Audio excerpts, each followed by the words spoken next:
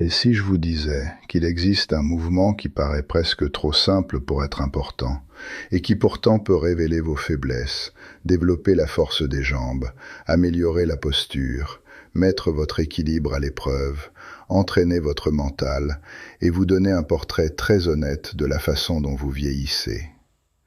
La plupart des hommes de plus de 50 ans n'en ont jamais entendu parler. Et ceux qui en entendent parler le sous-estiment souvent, parce que vu de l'extérieur, cela ressemble juste à quelqu'un qui reste debout sans bouger. C'est une erreur. Cela s'appelle la posture du cavalier. Pas de machine, pas de tapis de course, pas d'haltère, pas d'abonnement à une salle. Juste votre corps, votre respiration et une position qui vous oblige à produire de la force au lieu d'emprunter de l'élan. J'aime les mouvements comme celui-ci, parce qu'ils enlèvent les excuses. Impossible de vous cacher derrière du matériel sophistiqué. Impossible de tricher sur la stabilité. Impossible de contourner des jambes faibles, un centre du corps mou, un mauvais alignement ou un esprit qui s'effondre dès que l'inconfort apparaît. Vous prenez la position et la vérité arrive vite. Avant que vous ne pensiez qu'il s'agit d'un numéro d'arts martiaux, restez avec moi. Je ne vous demande pas de devenir combattant. Je vous demande d'utiliser une position ancienne comme un outil moderne de longévité. J'ai passé 18 ans chez les chasseurs alpins. Pendant longtemps, j'ai cru à l'intensité. Pousser plus fort, souffrir davantage, mériter le résultat. Puis, à 48 ans, mon corps m'a envoyé la facture de cette philosophie. Hypertension, marqueur de stress catastrophique, hormones qui dérivaient dans la mauvaise direction. J'ai dû réapprendre quelque chose que j'aurais dû comprendre au plus tôt.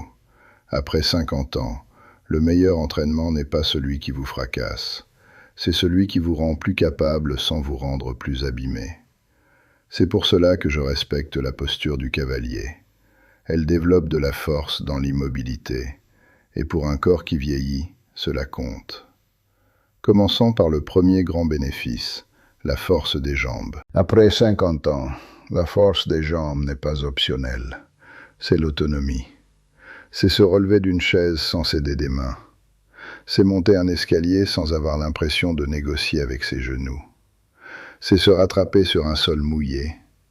C'est porter des courses, marcher en côte, voyager, se relever du sol et rester utile dans sa propre vie. Quand vous descendez dans une posture du cavalier, les quadriceps s'allument, les fessiers s'engagent, les adducteurs se réveillent, les mollets stabilisent. Vous ne faites pas des répétitions, vous créez une tension continue. Et cela compte, parce que les muscles restent sous charge tout le long.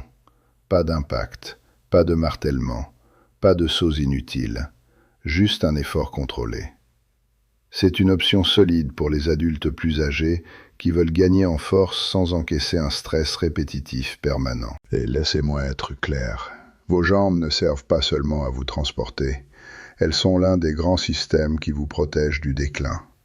Quand la force des jambes disparaît, tout se rétrécit, la confiance rétrécit, le périmètre de vie rétrécit, l'envie de bouger rétrécit, puis le corps suit cette pente. La posture du cavalier aide à casser cette trajectoire.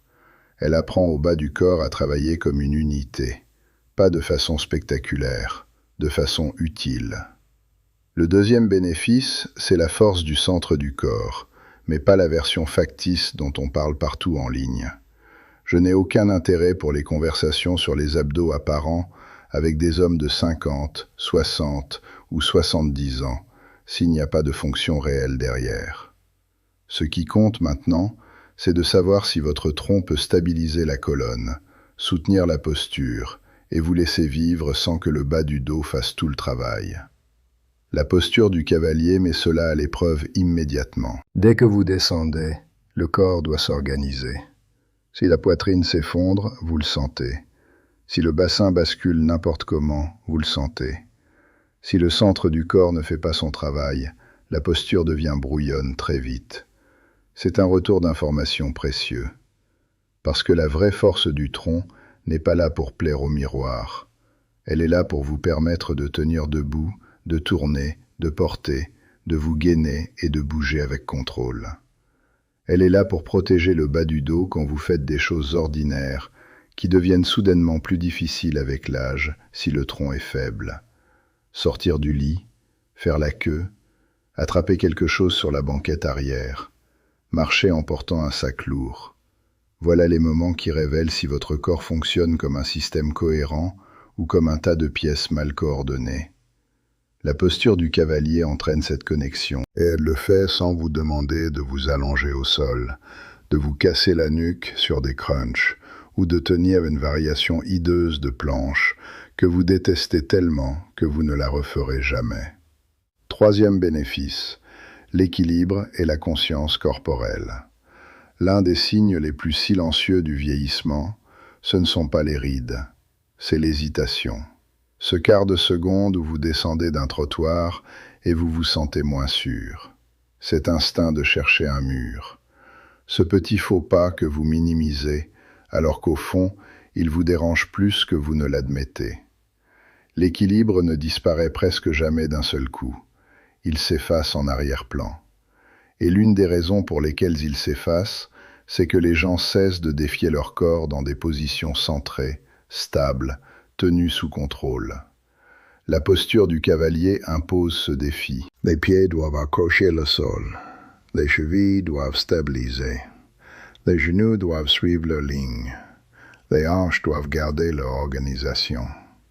Le tronc doit rester haut. La tête doit demeurer calme au-dessus de sa base. Le système nerveux effectue en permanence de petites corrections.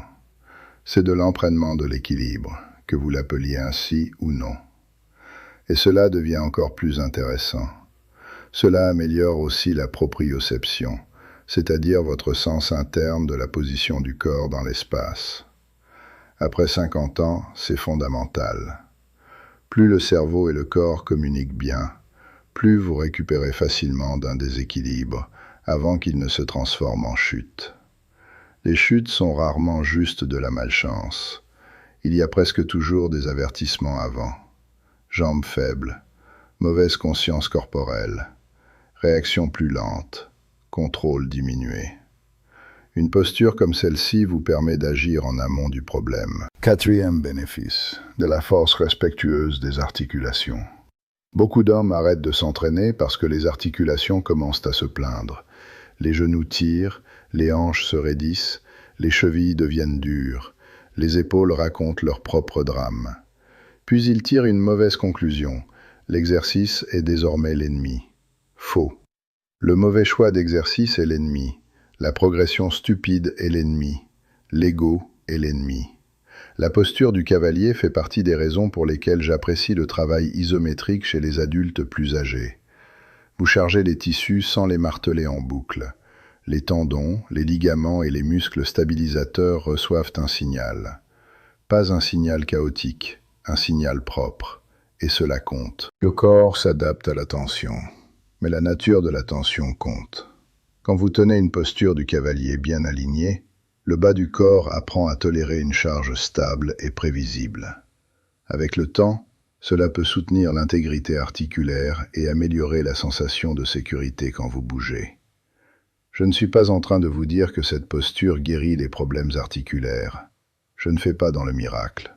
En revanche, je vous dis que beaucoup d'hommes après 50 ans ont besoin de plus de charge intelligente, pas de moins. Leurs articulations ont besoin de muscles périphériques qui font enfin leur travail. Elles ont besoin de stabilité, de circulation, d'habitude sous tension contrôlée. La posture du cavalier apporte cela. Cinquième bénéfice, la mobilité des hanches. C'est souvent ignoré jusqu'au jour où la vie quotidienne commence à l'exposer. Si vos hanches sont raides, le bas du dos encaisse. La foulée est raccourcie, la posture change. Entrer dans une voiture ou en sortir devient plus pénible. Nouer les chaussures se transforme en négociation. Se relever semble plus lourd qu'il ne devrait. Vous pouvez même remarquer que vous tournez tout le corps au lieu de pivoter proprement depuis les hanches et le tronc. Ce n'est pas simplement de la raideur. C'est une liberté perdue. La posture du cavalier ouvre progressivement les hanches, surtout l'intérieur des cuisses et l'aine, tout en demandant au bassin de rester organisé. Vous n'avez pas besoin de descendre dans une version héroïque. En réalité, Je préfère une position plus haute mais stable qu'une profondeur plus grande achetée au prix d'un mauvais alignement. Une mobilité que vous pouvez contrôler est utile. Une mobilité que vous volez à de mauvaises positions ne l'est pas. Voilà la différence. Même une version modeste de cette posture peut commencer à rendre de l'espace et de la force aux hanches. Et quand les hanches bougent mieux, le reste de la vie bouge souvent mieux aussi. Vous marchez plus naturellement. Vous vous tenez plus droit. Vous changez de direction plus facilement. Vous vous sentez moins prisonnier de votre propre corps. Après 50 ans, c'est une grande victoire. Parlons maintenant d'un bénéfice qui intéresse beaucoup d'hommes, mais sur lequel beaucoup sont trop mal à l'aise pour poser des questions directement. La circulation pelvienne et la vitalité. Voici la version honnête. En vieillissant, la circulation, la fonction du plancher pelvien, le stress, la qualité du sommeil, la composition corporelle et la santé métabolique influencent tous le niveau d'énergie et de vitalité. Cela inclut la santé sexuelle, cela inclut la confiance, cela inclut le fait de se sentir encore connecté à son propre corps. La posture du cavalier n'est pas une formule magique pour régler cela. Ceux qui vous vendent cela racontent n'importe quoi. En revanche, elle peut être un outil de soutien utile. Pourquoi ? Parce que la position recrute les muscles autour des hanches, du bas-ventre et du bassin. Elle encourage aussi la circulation sanguine dans cette région. Elle entraîne également la respiration sous un stress léger, ce qui peut aider à réduire la tension chronique qui épuise l'énergie et la récupération. Pour certains hommes, le bénéfice le plus important est indirect mais puissant. Ils recommencent à se sentir plus forts, plus stables, plus ancrés et plus engagés physiquement. Et cela déborde sur l'humeur, la confiance, la posture et la façon de se présenter au monde. Et oui, cela compte. Vous ne pouvez pas découper la vitalité en petites cases séparées. Le corps est un système unique. Des jambes plus fortes, une meilleure posture, moins de stress, une circulation améliorée et plus de confiance voyagent souvent ensemble. 7e bénéfice, la dureté mentale. C'est peut-être celui que je respecte le plus, parce qu'au bout de 20 ou 30 secondes dans une posture du cavalier, la conversation change. Les jambes se mettent à parler, l'esprit commence à négocier. Vous entendez cette petite voix familière. C'est suffisant, j'en ai assez fait, je peux arrêter maintenant. C'est là que la posture devient plus qu'un exercice. Elle devient une pratique. Une pratique pour rester calme dans l'inconfort contrôlé. Une pratique pour respirer alors que le corps veut se contracter partout. Une pratique pour ne pas paniquer dès que l'effort monte. Une pratique pour garder votre posture quand la fatigue essaie de vous la voler. Et cela sert bien au-delà de l'entraînement. Le stress ne disparaît pas après 50 ans. Dans certains cas, il s'aggrave. Inquiétude de santé, famille, travail, retraite, identité, sommeil, tout s'en mêle. Donc, entraîner l'esprit à rester stable sous une contrainte physique modérée n'a rien d'un concept abstrait. C'est pratique. Je l'ai vu dans ma propre vie. Quand j'ai reconstruit ma santé après 48 ans, l'un des plus grands changements n'a pas été seulement physique. J'ai appris à arrêter de réagir à chaque signal du corps comme s'il s'agissait d'une urgence. Respirer, évaluer, rester organisé, répondre intelligemment. La posture du cavalier enseigne cela. Vous tenez, vous respirez, vous restez là. Vous faites volontairement une petite chose difficile, et cela construit quelque chose. 8e bénéfice, un engagement du corps entier sans complexité. L'une des raisons pour lesquelles tant d'adultes plus âgés abandonnent l'exercice, c'est que le seuil d'entrée devient trop élevé. Trop d'étapes, trop de matériel, trop de préparation, trop d'occasions de repousser au lendemain. La posture du cavalier élimine presque tout cela. Vous avez besoin d'un peu d'espace au sol, c'est tout. Et même si elle paraît simple, elle mobilise bien plus de choses que les gens ne l'imaginent. Pieds ancrés, jambes chargées, centre du corps gainé, colonne longue, épaules détendues, mâchoire relâchée, respiration contrôlée, esprit concentré. C'est un engagement global. Pas de musique à fond, pas de machine à attendre, pas de programme compliqué, pas d'excuses du type « je n'avais pas le temps d'aller quelque part ». Et cette simplicité compte, parce que la simplicité se répète. Et c'est la répétition qui change les corps après 50 ans. Pas la motivation, pas le battage, pas une remise à zéro parfaite un lundi matin. La répétition. Alors voici comment faire. Placez les pieds plus larges que les épaules. Orientez légèrement les pointes vers l'extérieur, sans excès. Ensuite, descendez les hanches comme si vous alliez vous asseoir sur un tabouret invisible. Gardez la poitrine levée. Gardez la colonne longue. Les genoux suivent la même direction que les pieds. Ne les laissez pas rentrer. Ne laissez pas le torse s'écraser. Pensez grand par le sommet du crâne, lourd et stable par les pieds. Puis respirez. Par le nez si possible. Expiration lente. Ne bloquez pas. Commencez par 20 à 30 secondes. C'est largement suffisant pour la plupart des débutants. Puis relevez-vous, secouez un peu les jambes, reposez-vous. Avec le temps, montez vers 45 secondes, puis 1 minute, puis éventuellement 2 minutes si votre corps le tolère bien et si la posture reste propre. Mais écoutez-moi bien, plus long n'est pas automatiquement meilleur. Meilleur est meilleur. Une tenue propre de 30 secondes vaut mieux qu'une tenue sale de 90 secondes tous les jours de la semaine. Si vous voulez quelques repères techniques, les voici. Gardez le poids réparti sur tout le pied, pas seulement sur l'avant. Ne laissez pas les genoux s'écraser vers l'intérieur. Ne cambrez pas le bas du dos pour faire semblant d'être droit. Ne vous effondrez pas vers l'avant en appelant cela de la profondeur. Restez calme dans le visage. De la tension là où il en faut, pas partout. Cela compte plus qu'on ne le pense. Beaucoup d'hommes transforment chaque exercice en épisode de panique corporelle totale. Mauvaise stratégie. Apprenez à créer un effort contrôlé, pas un chaos généralisé. Maintenant, qui doit être prudent? Si vous avez eu récemment une opération du genou, de la hanche ou du bas du dos, si votre tension est mal contrôlée, si vous avez de graves problèmes d'équilibre, ou si une douleur nette apparaît dans cette position, ne jouez pas au dur. Adaptez ou attendez d'avoir l'accord de votre médecin ou de votre kinésithérapeute. Vous pouvez aussi commencer plus haut. Vous tenir légèrement à un plan de travail. Utilisez un mur derrière vous comme repère. Il n'y a aucune honte à ajuster le mouvement à votre réalité du moment. C'est cela, un entraînement intelligent. Le but n'est pas de prouver quelque chose. Le but est de construire quelque chose. Et cela nous ramène au vrai sujet.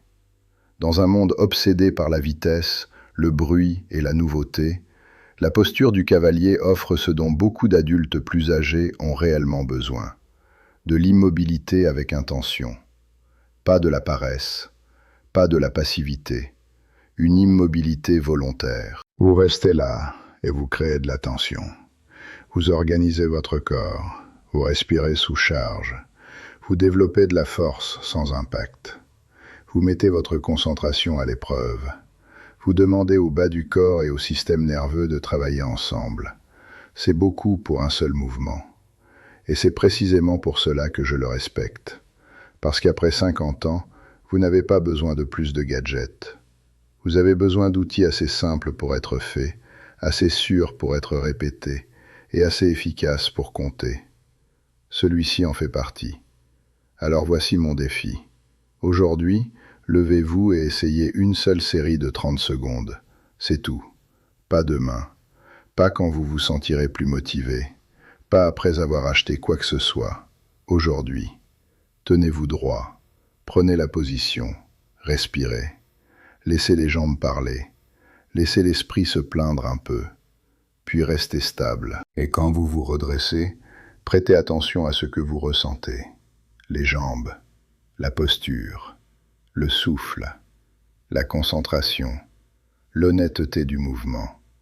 Parce que parfois, une seule position simple vous en apprend plus sur votre corps qu'une heure entière d'exercice fait à moitié présent. La force n'a pas de date d'expiration. Le corps que vous aurez à 60 ans, c'est celui que vous construisez par vos choix aujourd'hui. Et vous n'êtes pas trop vieux. Vous ne faites que commencer.